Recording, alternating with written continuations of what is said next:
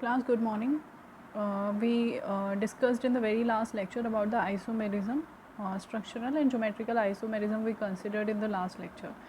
तो आज हमें देखना है एक और तरीके का stereo isomerism, that is optical isomerism. लेकिन उससे पहले हम लोग कुछ देख लेते हैं। अगर आपको आयुपैक नेम में मैंने आपको बताया था कि कोई भी मेटल आयन अगर नेगेटिवली चार्ज कोऑर्डिनेशन स्फीयर के अंदर प्रेजेंट होता है तो उसके नाम के पीछे 8 लगता है, ठीक है।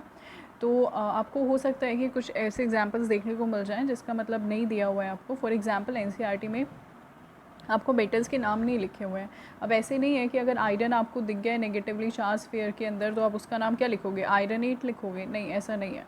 उनका नाम क्या होगा, मेटल का नाम, अगर वो नेगेटिवली चार्ज कोऑर्डिनेशन स्फीयर के अंदर हैं तो उनका नाम आपको 8 पर ख़त्म करना होता है अकॉर्डिंग टू आयुपैक रूल। लेकिन उनका नाम होगा क्या वो देख लेते हैं हम यहाँ पे। फॉर एग्जांपल सिल्वर आपको नज़र आ रहा है। सिल्वर अगर नेगेटिवली चार्ज स्फीयर में, इसको तोड़ो कि पॉजिटिव निकल जाएगा और इसके ऊपर आएगा नेगेटिव चार्ज। यहाँ पर इस कोऑर्डिनेशन स्फीयर के ऊपर क्या आएगा, नेगेटिव चार्ज आ जाएगा। तो ये नेगेटिवली चार्ज एंटिटी के अंदर है सिल्वर, तो इसका नाम हो जाएगा आर्जीनेटेट। क्या नाम हो जाएगा इसका, आर्जीटेट। तो इस तरीके से आपको इसका नाम लिखना है। इसके अलावा प्लैटिनम, यहाँ पे देखो पॉजिटिवली चार्ज है तो ये तो प्लैटिनम ही रहेगा। मर्क्यूरी यहाँ पर क्या है, नेगेटिवली चार्ज है, एनायनिक कोऑर्डिनेशन स्फीयर के अंदर है, तो इसका नाम क्या हो जाएगा, मर्क्यूरेट। सिमिलरली कोबाल्ट पॉजिटिव है यहाँ पर तो इसका तो कोबाल्ट ही रहेगा। क्रोमियम पॉजिटिव है, क्रोमियम ही रहेगा। प्लैटिनम अब नेगेटिव हो गया तो इसका नाम हो जाएगा प्लैटिनेट। निकल पॉजिटिव है, पॉजिटिव ही रहेगा। अगर नेगेटिव होता तो निकलेट बन जाता। गोल्ड को आप क्या लिखेंगे, अगर वो नेगेटिवली चार्ज है उसका नाम हो जाएगा ऑरेट। कॉपर पॉजिटिवली चार्ज है, कॉपर ही रहेगा। नेगेटिवली चार्ज होता तो it would have become cuprate. Now cobalt has become negative तो it will become cobaltate. Iron negative है, it will become ferrate. Okay, ferrate आप क्या लिखोगे, फेरेट लिखोगे इसके लिए। सिमिलरली यहाँ पर भी फेरेट है, यहाँ पर निकल नेगेटिव है तो क्या आ जाएगा, निकलेट। तो ये कुछ एग्जांपल्स हैं, आप इसका स्क्रीनशॉट ले सकते हो। That would be really helpful for you कि अगर मेटल आपका नेगेटिवली चार्ज एंटिटी के अंदर है तो उसका नाम आपको कैसे लिखना है। चलें, अगर उसमें कुछ कंसिडर नहीं हुए हैं तो आप यहाँ से देख सकते हो। एल्यूमिनियम के लिए इट वुड बी एल्यूमिनेट। अच्छा, ये मैंने आपको इसलिए दिया है यहाँ पर, आप क्या करोगे, इनको प्रैक्टिस करोगे। आप ये वाला पोर्शन छुपा लेना, ठीक है। ये वाला पोर्शन अभी आपको नहीं देखना, इनका नाम लिखने का आप ट्राई करना। नाम लिखने के बाद आप इनसे कंसल्ट करना कि जो आपने नाम लिखे हैं क्या वो ठीक है या नहीं। तो ये आपके आयुपैक के प्रैक्टिस के क्वेश्चंस हैं, तो इनसे प्रैक्टिस करना। यहाँ से आप देख लो कि आपके जो मेटल्स होंगे उनका नाम कैसे लिखना है आपको। एल्यूमिनियम के लिए एल्यूमिनेट हो जाएगा, chromium chromate, cobalt will become cobaltate, copper will become cuprate, magnesium will become manganate और निकल निकलेट बन जाएगा। और टंगस्टन आपका टंगस्टेट बन जाएगा।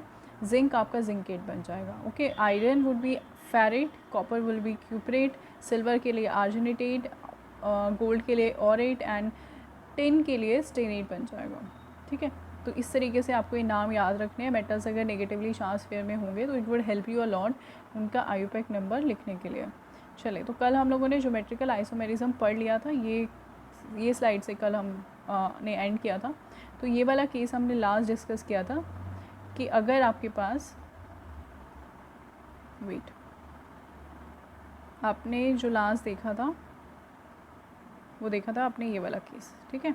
ये 6 केस हमने डिस्कस किया था कि इसके लिए आपका सिर्फ एक ही ज्योमेट्रिकल आइसोमर बनेगा, इसमें सिस और ट्रांस नहीं होते हैं। लेकिन अभी देखो, अगर आपके पास एनसीईआरटी तक इतना ही आता है, लेकिन अगर आप थोड़ा सा इससे आगे जाना चाहते हैं, कम्पिटिटिव एग्जाम में अगर आप जाएंगे तो आपको ऐसे भी देखने को मिल सकता है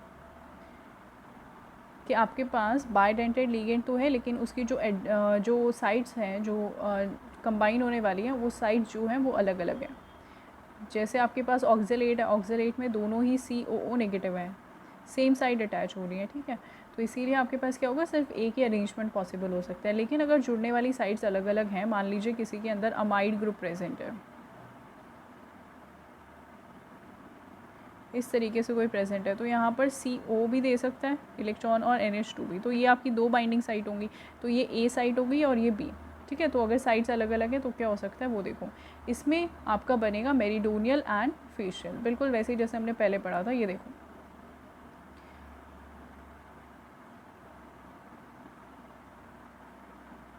ये एक प्लेन के अंदर आपको B नज़र आ रहा है, इसके ऊपर क्या है आपके एक फेस के ऊपर सारे के सारे क्या है, सेम। इसके परपेंडिकुलर फेस पर क्या होने चाहिए, अपोजिट वाले एटम्स होने चाहिए। तो देखो इसके जो अपोजिट या इसके जो परपेंडिकुलर फेस है, ये आपको समझ में आ रहा है ना, पेपर के ऊपर जैसे है वैसे ही है। ये बी वाला फेस पेपर के ऊपर जैसे आपको रखा दिख रहा है ये वैसे ही है, लेकिन ये वाला जो फेस आप देख रहे हो ये ऊपर से नीचे की तरफ जाते हुए है, ठीक है, ऊपर से नीचे जा रहा है। तो ये परपेंडिकुलर हो गए एक दूसरे के, तो मेरिडोनियल है। फेशियल में क्या होते हैं, जो दो फेस होते हैं वो एक दूसरे के साथ साथ होते हैं। जैसे ये देखो, ये यहाँ पर प्रेजेंट है और ये इसके बिल्कुल ये नीचे की तरफ प्रेजेंट होगा और ये क्या होगा, ऊपर की तरफ प्रेजेंट होगा, ठीक है। ये नीचे जा रहा है और ये नीचे से ऊपर आ रहा है। तो इस तरीके से मेरिडोनियल और फेशियल दो तरह के आपके आइसोमर्स बनते हैं। अगर इस तरीके का आपको कोई अरेंजमेंट मिल जाए कि जिसमें दो जो आपके बाइडेंटेड लिगेंड हैं उनकी साइड सेम है और एक की अलग अलग है, तो उसमें सिर्फ ये अरेंजमेंट पॉसिबल है, ठीक है। इसके अलावा और कोई अरेंजमेंट पॉसिबल नहीं है। ये मैंने आपको बता दिया, एनसीईआरटी में है नहीं, लेकिन फिर भी हमने कंसिडर कर लिया। देखो अब ज्योमेट्रिकल आइसोमेरिज्म पढ़ने के बाद हमारे पास आता है नेक्स्ट जो हमें देखना है, that is optical isomerism. Optical isomerism में हम देखेंगे कि होता क्या है। देखो ऑप्टिकल आइसोमेरिज्म में जब हम बात कर रहे थे कि यहाँ पर स्टीरियो आइसोमर्स हमने देखे थे। स्टीरियो आइसोमर्स दो तरीके के होते हैं, one is geometrical isomers and second is optical isomers.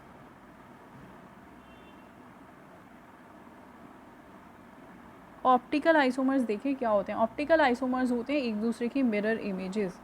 Optically active होना किसी भी कंपाउंड के लिए क्या होता है, ऑर्गेनिक में ऑल्दो हमें ये चीज़ अच्छे से डिस्कस करनी है, लेकिन फिर भी आपको आइडिया होना चाहिए, तो मैं आपको बता देती हूँ कि ऑप्टिकली एक्टिव कंपाउंड्स होते कौन से हैं। ऑप्टिकली एक्टिव कंपाउंड्स होने का मतलब है, या ऑप्टिकल आइसोमर्स देखो क्या होंगे। ऑप्टिकल आइसोमर्स ये होते हैं आपके कि ऑप्टिक का मतलब होता है इमेजेस, ठीक है। ऑप्टिक्स डील विद इमेजेस, तो मिरर इमेज होते हैं दो ऐसे कंपाउंड्स जो क्या हों, एक दूसरे की मिरर इमेजेस हों। और हमेशा याद रखें optical isomers will have same molecular formula but they will be mirror images of each other. Mirror image के लिए आपको हमेशा ध्यान रखना पड़ेगा क्या, अगर रियल ऑब्जेक्ट का, जैसे आप अगर मिरर के सामने खड़े होते हो तो आपका लेफ़्ट मिरर इमेज में क्या होता है, अगर आप मिरर इमेज बनाओगे तो उसका क्या हो जाएगा, राइट। तो आपका लेफ़्ट मिरर इमेज का राइट होता है और आपका राइट मिरर इमेज का लेफ़्ट होता है। तो ये बात आपको ध्यान रखनी है कि जो आपका एटम यहाँ पर है वो इस साइड पे यहाँ आएगा और जो एटम यहाँ लेफ़्ट में है वो यहाँ पर राइट में आएगा। तो ये मिरर इमेजेस होते हैं। मिरर इमेज और आइडेंटिकल में फ़र्क क्या होता है कि mirror image non super impossible होती है। क्या होती हैं, ये बहुत इंपॉर्टेंट है, non super imposable. Super imposable का मतलब क्या है, इम्पोज करना यानी कि किसी के ऊपर रखना किसी चीज़ को, इम्पोज करना यानी कि किसी के ऊपर कोई चीज़ प्रेशराइज़ करना। तो अगर आप इस वाली इमेज को उठा के बिल्कुल ऐसे ही इसको उठा के इसके ऊपर रखोगे तो आपको क्या लगता है कोइंसाइड होगा, नहीं। ये देखो इसका ये जो स्क्वायर वाला पोर्शन है ये राउंड वाले पोर्शन के साथ ओवरलैप करेगा और इसका स्क्वायर जो है इसके राउंड वाले पोर्शन के साथ ओवरलैप करेगा। तो ये क्या हुआ, सिमेट्रिकल हुआ, नहीं हुआ, ठीक है। ये इसकी मिरर इमेज नहीं हुई, ये बिल्कुल आपके राइट और लेफ्ट हैंड की तरह है। आपका जो राइट हैंड है that is mirror image of your left hand. तो आप दोनों हाथों को एक दूसरे के सामने रखो और आप सुपर इम्पोज करो। सुपर इम्पोज कराने का मतलब ये नहीं है, देखो जैसे ये आपका हैंड है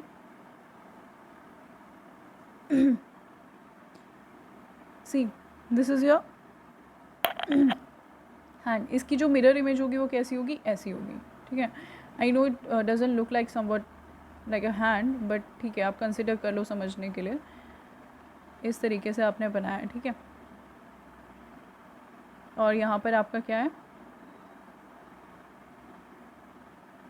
जो हैंड था वो जो एक्चुअल हैंड है वो। अच्छा अब इसको उठा के अगर आप इसके ऊपर रखवाने जाओगे तो कैसे होगा, ये जो आप इसको उठा के इसके ऊपर रखोगे ना, थंब यहाँ आएगा। एक्चुअली आपका थंब यहाँ पर था लेकिन अभी थंब कहाँ आ रहा है, यहाँ पर आ रहा है। तो ये सुपर इम्पोज नहीं होंगे। अपने लेफ्ट हैंड को राइट हैंड के ऊपर रख के देखना, लाइक क्लैप करने वाली पोजीशन में नहीं, एक दूसरे को ओवरलैप करा के देखना, ठीक है। तो ये जो आपका हैंड होगा वो ओवरलैप नहीं करेगा। तो आप ऐसे करा के देख लेना। It doesn't look like a hand, I know, sorry for that, but जो भी है आपको समझ आना चाहिए कंसेप्ट, ठीक है। तो ये क्या होते हैं आपस में, ऑप्टिकल आइसोमर्स होते हैं। आई होप वो ऑप्टिकल आइसोमर्स आपको समझ में आया होगा। क्या करना है आपको ऑप्टिकल आइसोमर्स देखने के लिए, आपको ये देखना है कि भाई आप उसकी बनाओगे मिरर इमेज। यहाँ पे हमने मिरर लगा दिया। जब आप यहाँ पर मिरर लगाओगे तो मिरर ये जो इस तरीके से रखा हुआ है यहाँ पर, इसके साइड में खड़ा हुआ है, ठीक है, ये लेटा नहीं हुआ है, परपेंडिकुलर है। तो x जो है, जो यहाँ राइट हैंड साइड पर है, वो यहाँ लेफ्ट हैंड साइड पर बनेगा। y जो यहाँ है वो यहाँ बनेगा, राइट। जो a यहाँ है वो a आपको यहाँ नज़र आएगा, और जो a यहाँ है वो आपको यहाँ नज़र आएगा। तो इस तरीके से क्या होती है, मिरर इमेज बनती है। अब ये मिरर इमेज को उठा के आप इसके ऊपर रखो, अगर सुपर इम्पोज हो जाती है दैट मीन्स वो ऑप्टिकली एक्टिव नहीं है, और अगर सुपर इम्पोज नहीं होती तो वो ऑप्टिकल एक्टिव है। तो देखो इधर, सबसे पहले हम लोगों ने ज्योमेट्रिकल आइसोमेरिज्म पढ़ा था स्क्वायर प्लानर के अंदर। स्क्वायर प्लानर के अंदर ऑप्टिकल आइसोमर अगर आप देखोगे तो स्क्वायर प्लानर कभी भी ऑप्टिकली एक्टिव नहीं होते, क्योंकि स्क्वायर प्लानर के अंदर क्या होता है, स्क्वायर प्लानर के अंदर होती है plane of symmetry. Plane of symmetry का मतलब क्या है, जब आप ये वाला प्लेन कंसिडर करोगे, एक्स वाई प्लेन, ये आपकी एक्स एक्सिस है, ये वाई एक्सिस है, तो एक्स वाई एक्सिस के अलॉन्ग जब आप जाओगे, इसको बीच में से अगर आप काट दोगे तो आप देखोगे कि ये मॉलिक्यूल जो है वो सिमेट्रिकल है। ऊपर जितना जो होगा नीचे की तरफ भी वही होगा। देखो, इसको बीच में से काटने की कोशिश करो, इस वाले कंपाउंड को बीच में से काटो ज़रा, तो क्या होगा, प्लेन के ऊपर की तरफ आधा ए आधा बी, राइट, या आधा एम, यहाँ पर आधा ए होगा, यहाँ पर आधा बी होगा, और नीचे भी क्या होगा, सिमिलर सिचुएशन होगी, आधे ए, ये वाले जो एटम्स हैं आधे ऊपर हो चले जाएंगे और आधे नीचे की तरफ आ जाएंगे। तो हेमिस्फेरिकल ऊपर होगा और हेमिस्फेरिकल नीचे की तरफ होगा। तो जिसके अंदर भी प्लेन ऑफ सिमेट्री आ जाती है वो ऑप्टिकली एक्टिव कभी भी नहीं होते। तो स्क्वायर प्लानर जो शेप होती है वो कभी भी ऑप्टिकल आइसोमेरिज्म शो नहीं करती।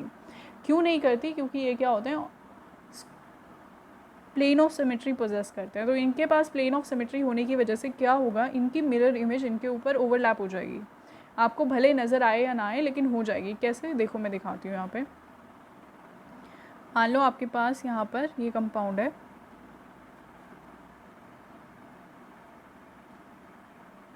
ए ए बी बी, ठीक है। इसके यहाँ पर आपने लगा दिया मिरर, ए आएगा, बी आएगा। इसको उठा के बिल्कुल ऐसे ही, इसको ऐसे के ऐसे उठा के इसके ऊपर रखो। सुपर इम्पोज हो रहा है या नहीं हो रहा है, बिल्कुल हो रहा है। तो ये तो ऑप्टिकली एक्टिव है ही नहीं। अब आप कहो कि हम अलग अलग एटम लेके देखेंगे, वो तो वैसे भी नहीं बनता। चलो भैया आप अलग अलग एटम लेके देख लो। ये 4 अलग एटम हमने ले लिया, तो यहाँ पे क्या आ जाएगा, बी, इसकी इमेज यहाँ बनेगी। यहाँ क्या आएगा, ए, यहाँ आएगा सी, और यहाँ आएगा डी। इसको उठा के यहाँ रखो, इसको ऐसा का ऐसा उठा के इसके ऊपर रखो। अब आप कहोगे ए के ऊपर बी आएगा, बी के ऊपर यहाँ ए आएगा, डी के ऊपर यहाँ सी आएगा, और यहाँ सी के ऊपर आएगा डी। आप कहोगे ये तो ओवरलैप नहीं हो रहा, लेकिन आप इसको ऐसे अगर उठाने की बजाय अगर आप इसको पलट के रख दोगे तो ये क्या हो जाएगा, सुपर इम्पोज हो जाएगा। क्या हो जाएगा, सुपर इम्पोज। यानी कि सिर्फ घुमाने से, सॉरी वो रब हो गया, सिर्फ घुमाने से क्या हो गया, सिर्फ घुमाने से। बिल्कुल ऐसे ही है कि आपने उसे आगे की बजाय कहाँ से देख लिया, पीछे से देख लिया। आइडेंटिकल मॉलिक्यूल्स हैं, देखो जो मैंने अभी यहाँ पे बनाया था, ये मॉलिक्यूल्स एक दूसरे की मिरर इमेज नहीं है बल्कि आइडेंटिकल है। इसकी मिरर इमेज बनाने जाओगे तो ये बनेगी ना, तो ये दोनों सेम ही मॉलिक्यूल हैं, ये दोनों आइडेंटिकल हैं। फ़र्क सिर्फ क्या है, इसको आप आगे की तरफ से देख रहे हो और इसी को जब आप पीछे की तरफ से देखोगे तो जो बंदा इसको पीछे से ऑब्जर्व कर रहा है उसको ये ऐसा नज़र आएगा, ठीक है। तो ये प्लेन ऑफ सिमेट्री होने की वजह से ये ऑप्टिकली एक्टिव नहीं होते। तो प्लेन पेपर पे तो मैं आपको इसी तरीके से बेस्ट समझा सकती हूँ। बाकी हम लोग जब क्लास में होंगे तो मैं इसका डेमोन्स्ट्रेशन देके आपको अच्छे से एक्सप्लेन कर पाऊँगी। चले, तो स्क्वायर प्लानर तो हमें देते ही नहीं है ऑप्टिकल एक्टिव इमेजेस। अब हम चलते हैं ऑक्टाहेड्रल पे। ऑक्टाहेड्रल पे देखो क्या होगा, हमारे पास हमने सबसे पहले पढ़ा था ये वाला, तो हम इसकी मिरर इमेज बनाने की कोशिश करेंगे। आप सबको इसकी मिरर इमेज खुद से बनानी है, मैं अभी यहाँ पे ट्राई कर रही हूँ, ठीक है। चलो इसकी मिरर इमेज बनाते हैं, मैं यहाँ बना रही हूँ। इसकी जब आप मिरर इमेज बनाओगे तो यहाँ आप मिरर रखोगे, ये क्या था, ट्रांस था।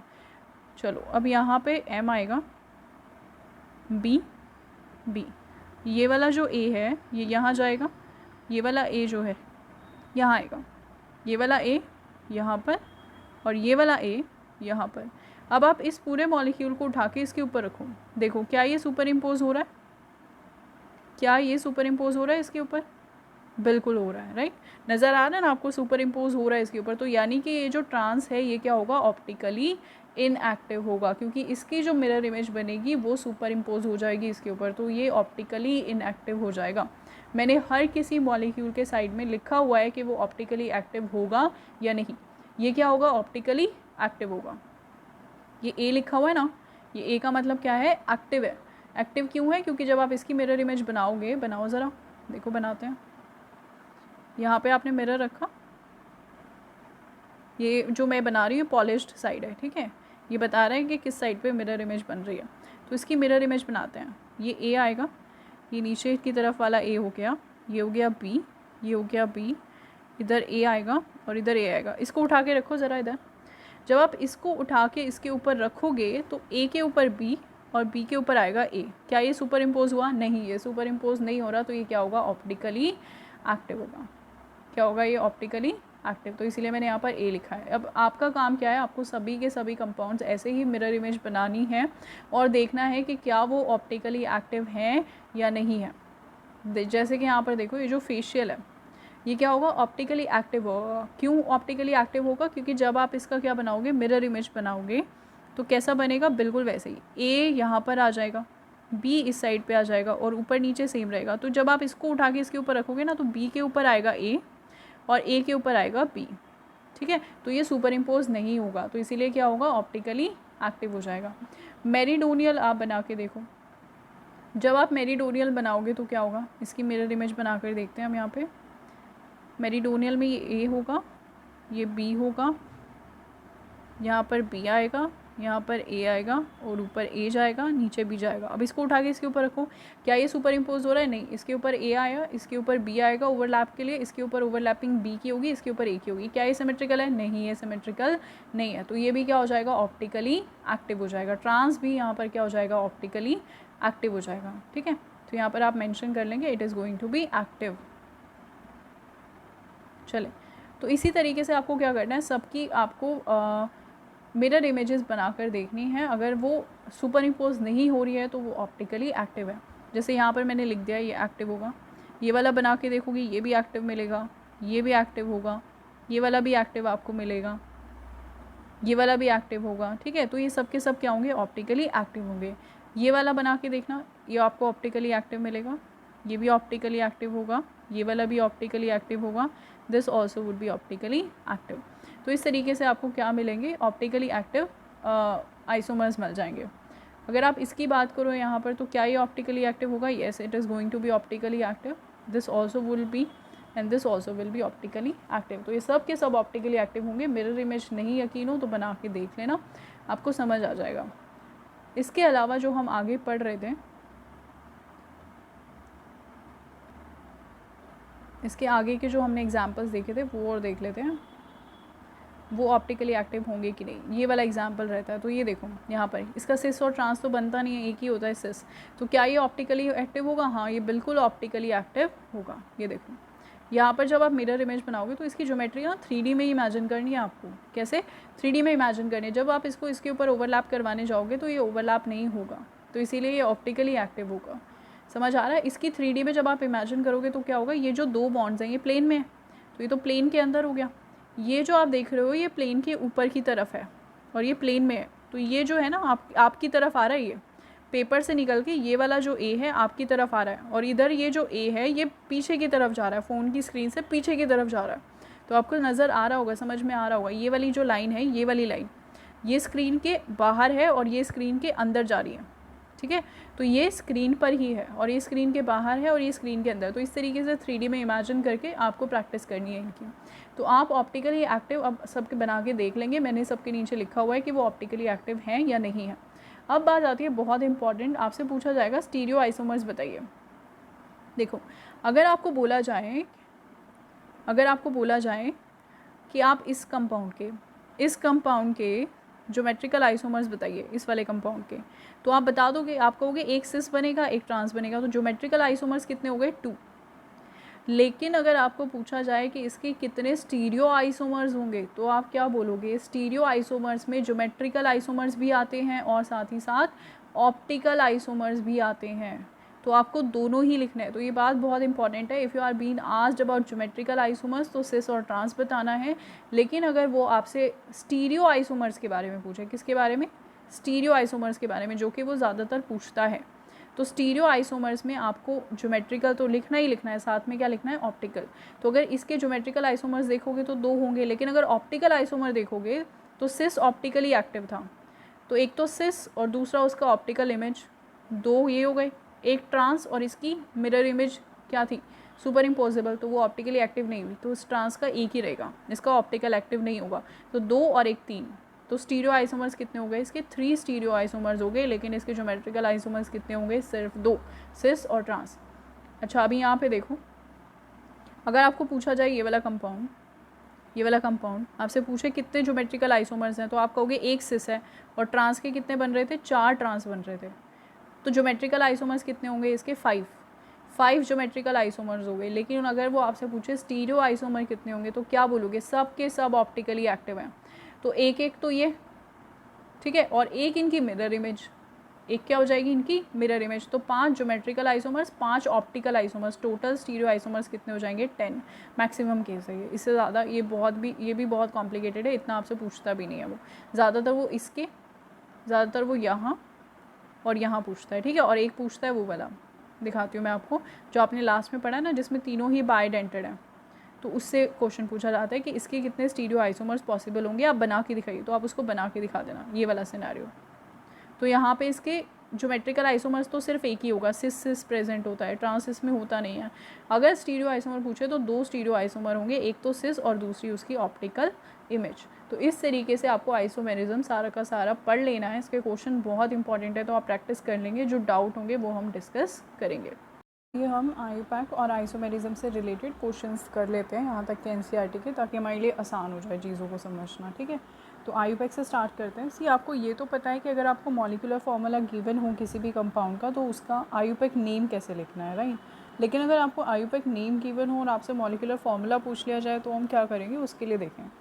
आपको पता ही है कि ये जो एक साथ लिखा हुआ है, ये सब का सब क्या है, स्क्वायर ब्रैकेट के अंदर। तो जाहिर सी बात है कि सबसे पहले आएगा स्क्वायर ब्रैकेट, उसके बाद बाहर क्या आएगा, Cl। चलो, स्क्वायर ब्रैकेट के अंदर क्या है, टेट्रा अमीन मतलब NH3 लगे हुए हैं, और कितने लगे हुए हैं, 4। तो आप लिख दोगे NH3 4। एक्वा लगा है, दैट मीन्स H2O। फिर क्या है, क्लोरीडो का मतलब क्या होता है, Cl, और उसके आगे कुछ नहीं है, तो मतलब एक ही Cl है। मेटल दिया है लास्ट में कितना, कोबाल्ट। चले, उसके बाद स्पेस है, इसका मतलब स्क्वायर ब्रैकेट बंद हो गया, बाहर क्लोराइड है, वो हमने लगा दिया।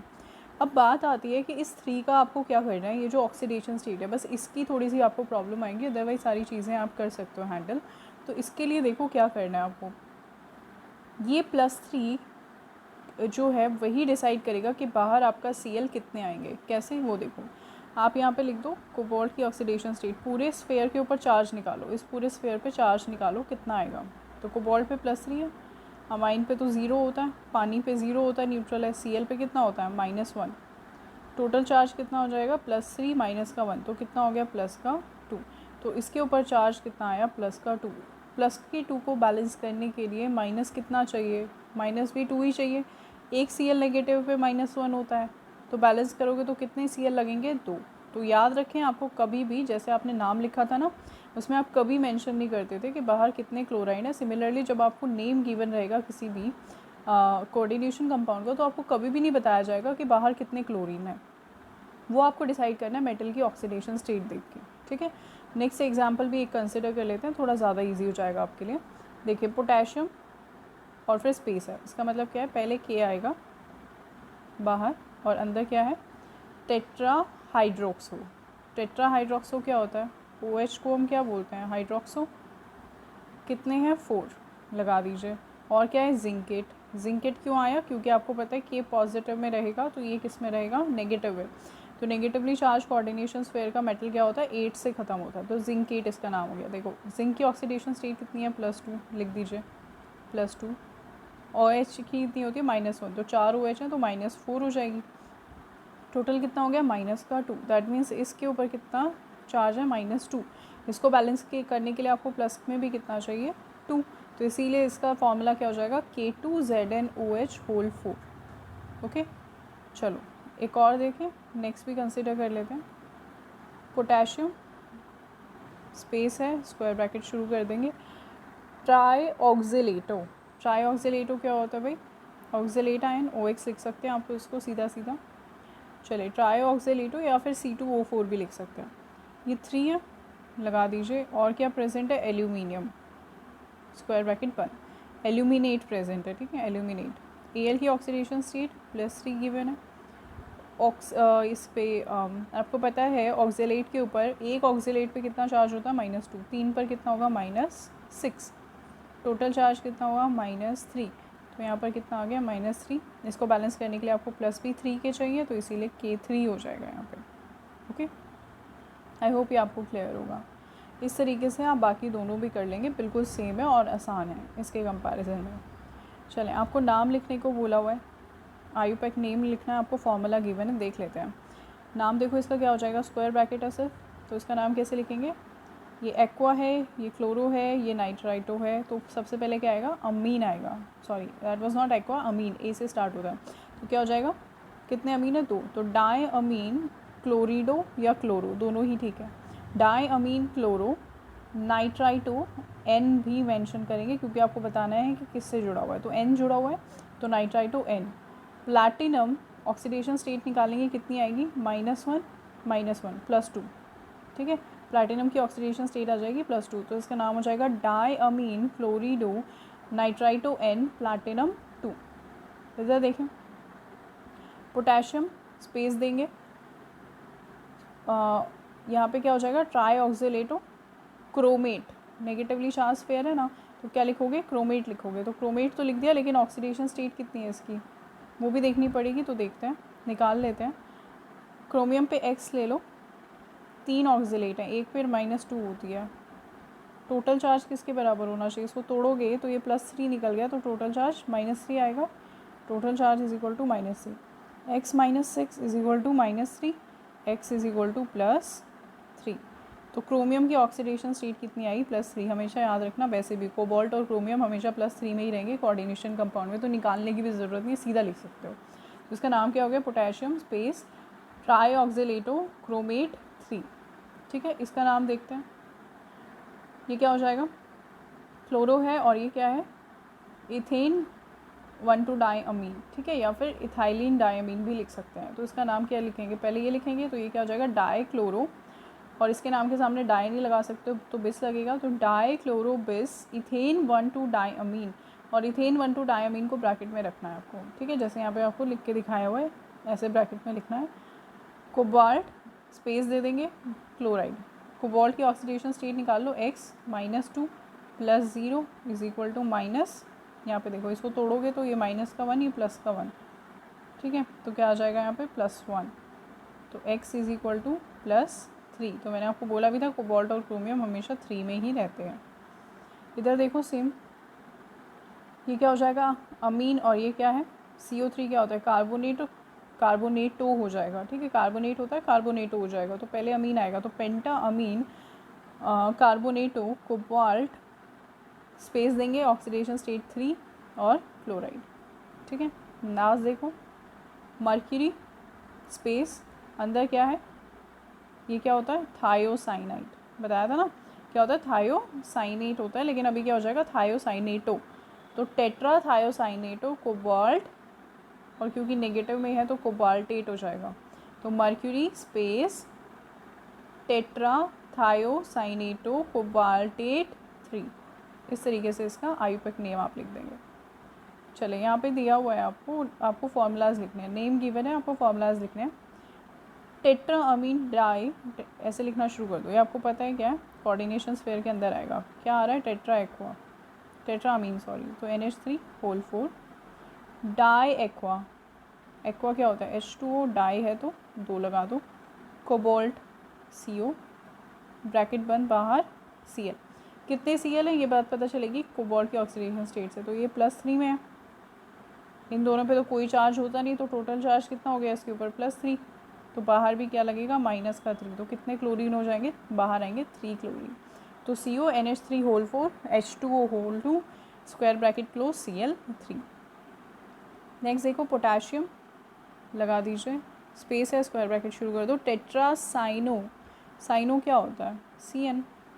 साइनो या साइनेटो एक ही बात है। टेट्रा है तो 4 लगा दो। निकेलेट, निकल लगा दो, ब्रैकेट बंद कर दो। कितने पोटेशियम होंगे ये बात निकल के ऑक्सीडेशन स्टेट से पता चलेगी। ऑक्सीडेशन स्टेट है +4, CN पे -1 होता है, 4 के ऊपर हो जाएगा -4, टोटल चार्ज -2। तो इसके ऊपर -2 आया है तो यहाँ पर भी प्लस का 2 चाहिए, तो ये हो जाएगा K2NiCN4, यहाँ पर K2 आ जाएगा। तो ये इसका मॉलिक्यूलर फॉर्मूला हो जाएगा। नेक्स्ट देखिए ट्रिस इथेन 1,3 डायमीन, तो क्या हो गया EN। ट्रिस हैं तो 3 हो गए।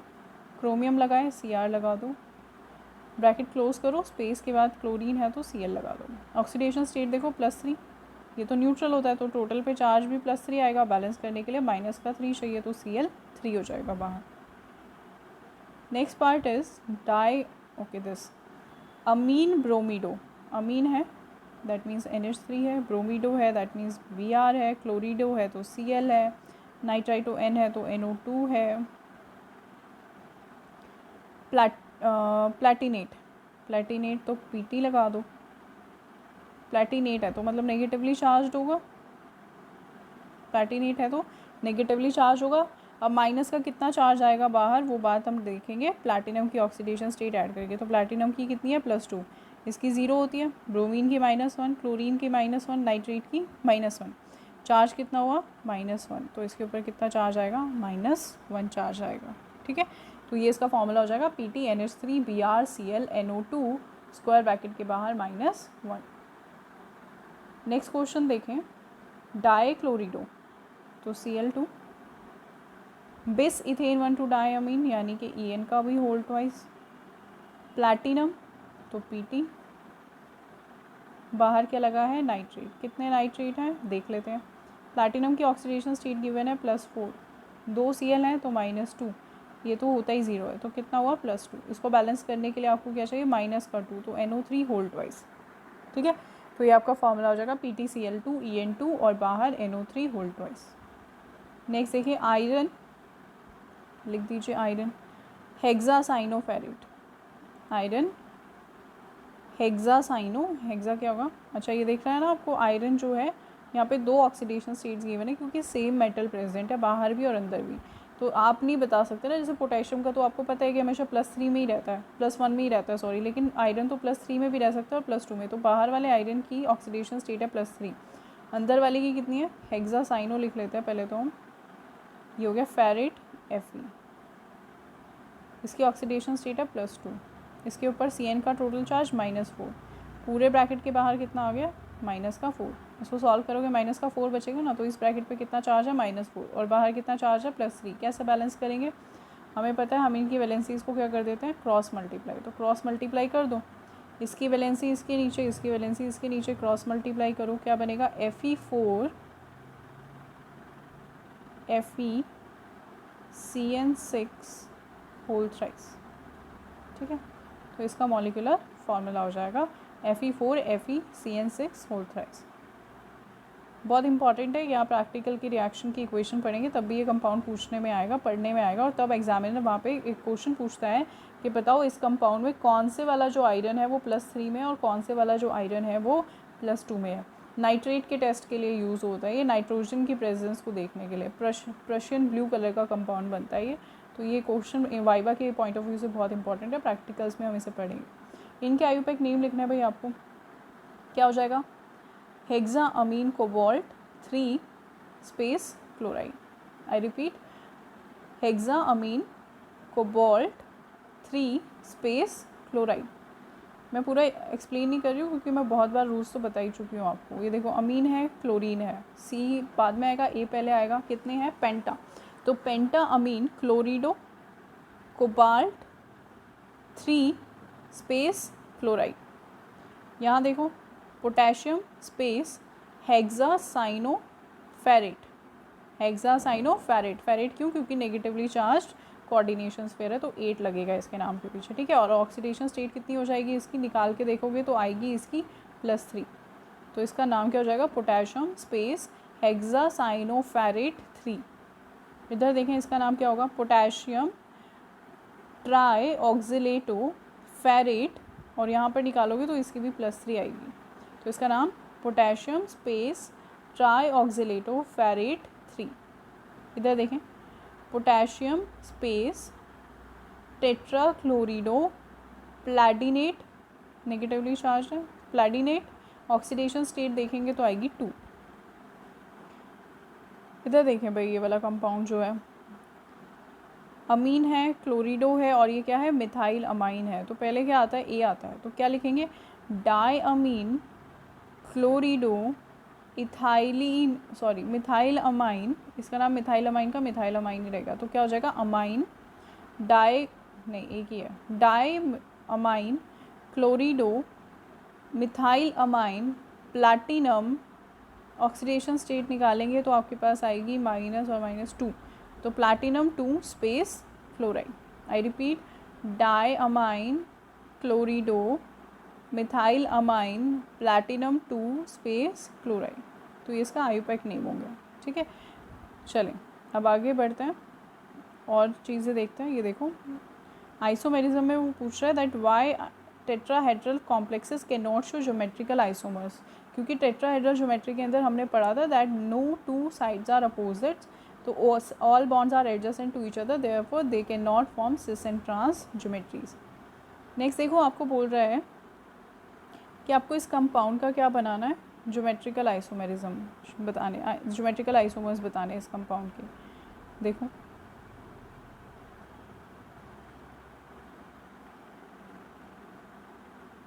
इस कंपाउंड का ज्योमेट्रिकल आइसोमर बनाओगे तो सेंट्रल मेटल आयन है 2 और 4 एक तरह के लिगेंड है, 2 एक तरह के। सिस बनाओगे तो सेम वाले साइड एक साथ रख दो, तो ये आ गए सेम वाले एक साथ,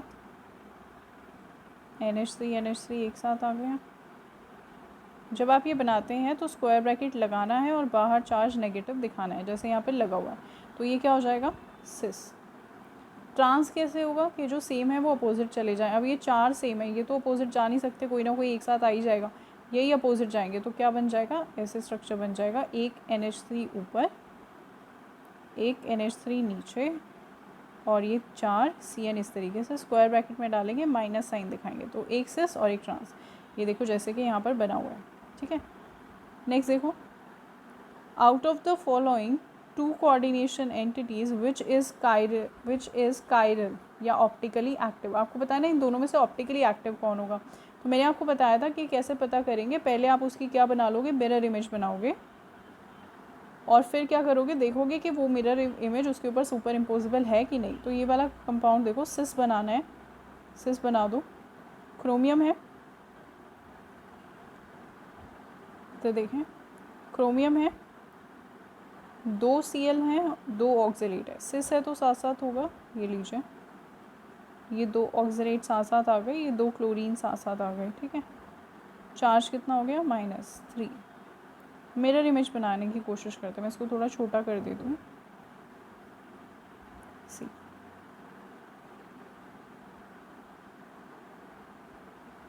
this is oxalate, oxalate Cl Cl। आप कैसे भी बना सकते हैं, चाहे तो दोनों ऑक्सीलेट को उस साइड पे ले जाएं, बस ये ध्यान रखें साथ रहना चाहिए सेम ग्रुप, क्योंकि सिस है। चलें इसकी मिरर इमेज बनाएं, ऑक्सीलेट आएगा, ऑक्सीलेट आएगा, Cl आएगा, Cl आएगा। अब इसको उठाओ, इसके ऊपर रखो, यहाँ पे क्या आ रहा है, ऑक्सीलेट, यहाँ पे क्या आ रहा है, ऑक्सीलेट, यहाँ पे Cl आ रहा है, यहाँ पे Cl आ रहा है। सुपर इम्पोज हो रही है, नहीं हो रही, दैट मीन्स मिरर इमेज बन रही है और सुपर इम्पोजिबल नहीं है, तो ये क्या होगा, ऑप्टिकली एक्टिव होगा। So this compound is going to be optically active. अब इसको देख लेते हैं, इसको देखो ज़रा, इसका इसी का ट्रांस बनाना है आपको। इसका ट्रांस बनाओगे तो सेम जो ग्रुप्स हैं वो अपोजिट साइड पर रहेंगे। ठीक है, अब इसकी मिरर इमेज बनाते हैं। आपको याद हो, ये जनरल फॉर्मूला लेके करवाया हुआ है। अब इसका एक एक आपको क्या पूछा जा रहा है, एग्जाम्पल देके पूछ सकता है वो। अब आप इसको उठाओ, इसके ऊपर रखो, Cl के ऊपर Cl आएगा, OX के ऊपर OX आएगा, OX के ऊपर OX, Cl के ऊपर Cl, पूरा सुपर इम्पोज हो रहा है, यस और नो, बिल्कुल सुपर इम्पोज हो रहा है। इसीलिए ट्रांस जो होगा वो इसका ऑप्टिकली एक्टिव नहीं होगा, सिर्फ यही ऑप्टिकली एक्टिव होगा, ट्रांस वाला आइसोमर ऑप्टिकली एक्टिव नहीं होगा। No coming on to this thing कि मैंने आपको बोला था कि ट्रांस जो है वो हमेशा बटरफ्लाई शेप में ही बनाना है ना। मैंने आपको बोली थी ये बात कि इस ट्रांस को जब भी आप बनाएंगे तो आप ऐसे भी बना सकते हो। बहुत सारे बच्चे बनाएंगे भी इसको, ऐसे बनाएंगे, देखो ऐसे O X C L C L. फिर आप बनाना इसकी मिरर इमेज।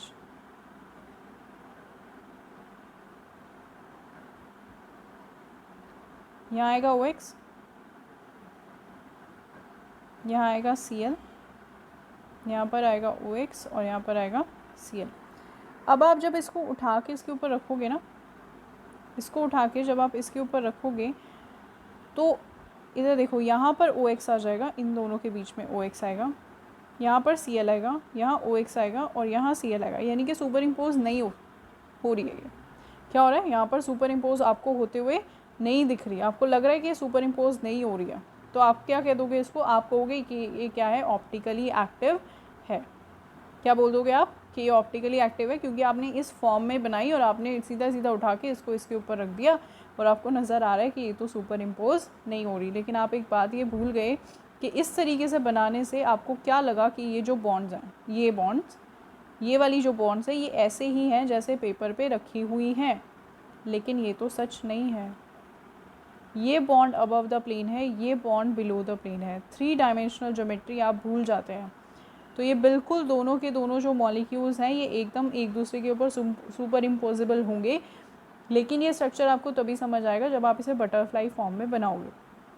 बटरफ्लाई फॉर्म में बनाने से क्या होता है कि 3 डायमेंशनल में हमें कंसिडर नहीं करना पड़ता, वो चीज़ें हमें साफ साफ नज़र आती हैं कि बॉन्ड सुपर इम्पोज हो रही है। लेकिन यहाँ पे 3 डायमेंशन में जब आप देखोगे तब आपको समझ आएगा कि ये दोनों क्या हो रहे हैं, सुपर इम्पोज क्यों हो रहे हैं भाई। यहाँ डाउन द ग्रुप जाओगे, यहाँ डाउन द ग्रुप जाओगे, इसके इधर जाने पर आपको नीचे से इधर जाने पर ओ एक्स मिल रहा है, यहाँ नीचे से इधर जाने पर ओ एक्स मिल रहा है, ऊपर से इस तरफ मुड़ने पर ओ एक्स मिल रहा है, ऊपर से इस तरफ मुड़ने पर ओ एक्स मिल रहा है। तो एकदम सुपर इम्पोजेबल हैं ये दोनों एक दूसरे के ऊपर, ठीक है। तो इस तरीके से मैंने आपको बोला था हमेशा ट्रांस जब भी आपको बनाना है तो बटरफ्लाई शेप में ही बनाना, अदरवाइज़ आपको ऑप्टिकल आइसोमेरिज्म देखने में प्रॉब्लम होगी। चलें नेक्स्ट देखें, क्वेश्चन पूछ रहा है हमसे, indicate the type of isomerism shown by these compounds. ये वाला आपके पास एक कंपाउंड आपको दिया हुआ है और उसने आपसे पूछा है कि किस तरीके का, यहाँ पर स्क्वायर ब्रैकेट आएगा, उसने आपसे पूछा है कि किस तरीके का क्या कर सकता है, आइसोमेरिज्म एग्जिबिट कर सकता है। तो कैसा आइसोमेरिज्म आपको लगता है कि पहला कंपाउंड जो है वो एग्जिबिट करेगा। आपने कौन कौन से आइसोमेरिज्म पढ़े हैं, आपने पढ़ा है linkage isomerism, coordination isomerism, ionisation isomerism और साथ ही साथ क्या पढ़ा था, हाइड्रेशन आइसोमेरिज्म। अब देखिए इसके अंदर क्या है, वाटर मॉलिक्यूल है। ये वाटर मॉलिक्यूल अगर बाहर से एक्सचेंज हो जाते हैं, ये बाहर चले जाते हैं, तो क्या चेंज हो जाएगा, आयनाइजेशन स्फीयर के अंदर आपका वाटर या सॉल्वेंट जो है उसका नंबर चेंज हो जाएगा, ठीक है। या वो बाहर वाले आयन से अगर एक्सचेंज हो गया तो क्या हो जाएगा, हाइड्रेट आइसोमेरिज्म हो जाएगा। तो ये वो शो कर सकता है। अच्छा जस्ट अ सेकेंड, इसने पूछा है indicate the types of isomerism exhibited by the following complexes. अच्छा अब ये भी ध्यान रखना, उसने आपको ये पूछा है किस टाइप का। तो सबसे पहले आपने पढ़ा है स्ट्रक्चरल और आपने पढ़ा है और आपने पढ़ा है स्टीरियो, ठीक है। तो उसने आपको ये नहीं पूछा कि कौन सा स्ट्रक्चरल आइसोमेर या कौन सा स्टीरियो आइसोमेरिज्म शो करेगा। तो याद रखना अगर उसने सिर्फ आपको आइसोमर्स पूछा है तो जितने पॉसिबल आइसोमर्स हैं वो बता दो, स्टीरियो शो करेगा तो वो बता दो, स्ट्रक्चरल करेगा तो वो बता दो। तो दोनों केस कंसिडर कर रहे हैं। तो अगर हम इसको उस पॉइंट ऑफ व्यू से देखें तो हाँ सही बात है कि मैं इधर देखो, इसको स्क्वायर ब्रैकेट लगा लो पहले, तो इसको देखो अब इसके अंदर क्या है, 2 एक जैसे हैं और 2 एक जैसे हैं। अभी अभी ऊपर केस पढ़कर आए हो, क्या बनेगा, सिस और ट्रांस बनेगा। इसका सिस ऑप्टिकली एक्टिव होगा, ट्रांस नहीं होगा।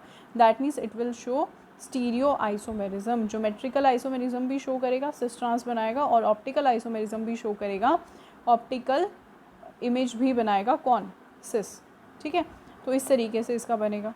ये वाला देखो ये कैसे शो करेगा, इसमें सिस और ट्रांस नहीं बनता था, केस हमने कंसिडर किया है ना जिसमें तीनों बाइडेंटेड होते हैं ऐसे करके। इसका ट्रांस तो बनता ही नहीं है, तीनों ही सेम है। इसका सिर्फ क्या बनता है, मिरर इमेज बनेगी इसकी। तो ये क्या है, ऑप्टिकल आइसोमर होगा इसका। तो ये क्या शो करेगा, ऑप्टिकल आइसोमेरिज्म शो करेगा। Now coming on to this, इसमें आपको दिख रहा है एम्बीडेंट न्यूक्लियोफाइल लगा हुआ है NO2, नाइट्रोजन से भी अटैच हो सकता है, ऑक्सीजन से भी अटैच हो सकता है, ठीक है। तो क्या शो करेगा, लिंकेज आइसोमेरिज्म शो करेगा। तो ये तो स्ट्रक्चरल का टाइप हो गया। क्या ये स्टीरियो आइसोमेरिज्म शो कर सकता है, ज्योमेट्रिकल आइसोमर्स बनाएगा? बिल्कुल भी नहीं बनाएगा। 5 लिगेंड्स जो हैं वो एक ही तरह के इसके ऊपर लगे हुए हैं। कम से कम आपको 2 लिगेंड तो चाहिए ना अलग, 5 लिगेंड एक जैसे हैं। ट्रांस बनाने जाओगे तो कम से कम 2 तो रखोगे ना अपोजिट साइड पे, तो इस पर तो एक ही अलग है। तो ये ज्योमेट्रिकल आइसोमेरिज्म शो नहीं करेगा, तो ऑप्टिकल भी नहीं करेगा। Now coming on to this, ये वाला देखें कैसा आइसोमेरिज्म शो करेगा। इस पर 2 लिगेंड एक जैसे हैं और 2 लिगेंड अलग अलग हैं। तो आपको पता है ये सिस और ट्रांस बना सकता है बहुत अच्छे से। तो ज्योमेट्रिकल आइसोमेरिज्म शो करेगा और साथ ही साथ ऑप्टिकल आइसोमेरिज्म भी शो करेगा। ये केस हम देख चुके हैं, मैंने आपको बताया था कि ये प्लैटिन है।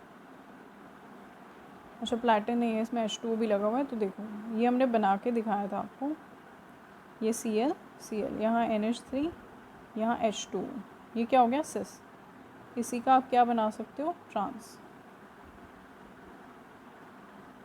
और यहाँ क्या जाएगा NH3। तो इस तरीके से क्या शो करेगा, geometrical isomerism. Now coming on to optical isomerism, मैंने बोला कि ये शो करता है, ठीक है। तो उसमें कोई डाउट है आपको? आइसोमेरिज्म शो करेगा ना ऑप्टिकल। अगर आपका जवाब हाँ है तो आप गलत हो, क्योंकि मैंने आपको पहले भी बताया था स्क्वायर प्लानर शेप कभी भी आपके पास ऑप्टिकल आइसोमेरिज्म नहीं शो करती, क्योंकि यहाँ पे क्या होता है, प्लेन ऑफ सिमेट्री। तो मॉलिक्यूल को बीच में से काटने पर आपको सेम मॉलिक्यूल ऊपर और नीचे मिलेगा, तो इसीलिए वो एक दूसरे की मिरर इमेज होने के बजाय आइडेंटिकल होते हैं, ठीक है। तो स्क्वायर प्लानर के अंदर कभी भी आपको ऑप्टिकल आइसोमेरिज्म नहीं मिलेगा। It says that give the evidence that this compound and this compounds are ionization isomers. कह रहा है बताइए एविडेंस दो कि ये दोनों आइसोमेरिज्म शो कर रहे हैं। कौन से वाला, आयनाइजेशन आइसोमेरिज्म। तो सीधी सीधी बात है, हम जब इसके ऊपर क्या डालेंगे, BaCl2 डाल देंगे तो हमें क्या मिलेंगे, वाइट PPT। इसके ऊपर डालो BaCl2, कुछ भी नहीं होगा, यहाँ से Cl निकलेगा ना, BaCl2 और Ba और Cl मिलकर BaCl2 ही बनाएंगे, कोई चेंज होगा नहीं होगा। यहाँ पे बेरियम और यहाँ पे आयनाइजेशन वाली आयनाइजेबल वैलेंसी है जो अलग हो सकती है, वो कौन सी है, सल्फेट। तो क्या बन जाएगा, बेरियम सल्फेट, जिसके क्या होते हैं वाइट PPT।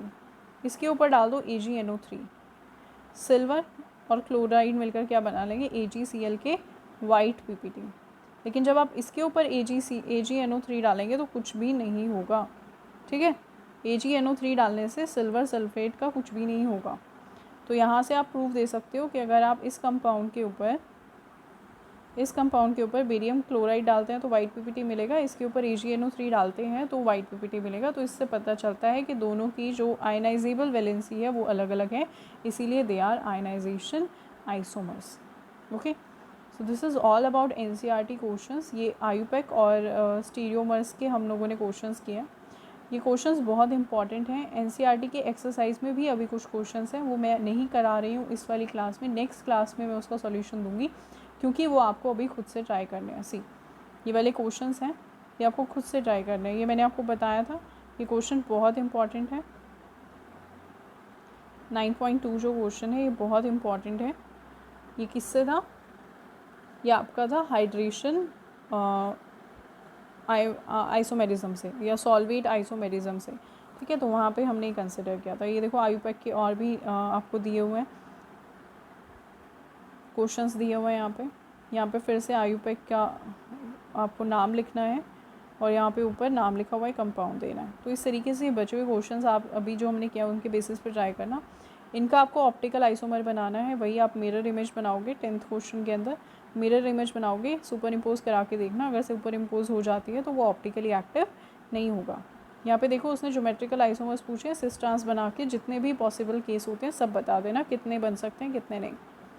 यहाँ पर आपको उसने बोला ड्रॉ ऑल द आइसोमर्स, देखो यही चीज़ें एग्ज़ाम में ध्यान देने की होती हैं। उसने यहाँ पे आपको बोला इधर draw all the isomers geometrical and optical. अगर ये यहाँ पे ना देता तो ड्रॉ ऑल आइसोमर्स का मतलब था आपको बताना ही है जितने भी स्टीरियो आइसोमर्स हैं, या अगर वो आपको बोल they draw all stereo isomers, तो स्टीरियो के अंदर आपको ज्योमेट्रिकल भी बताने हैं और ऑप्टिकल भी बताने, ठीक है।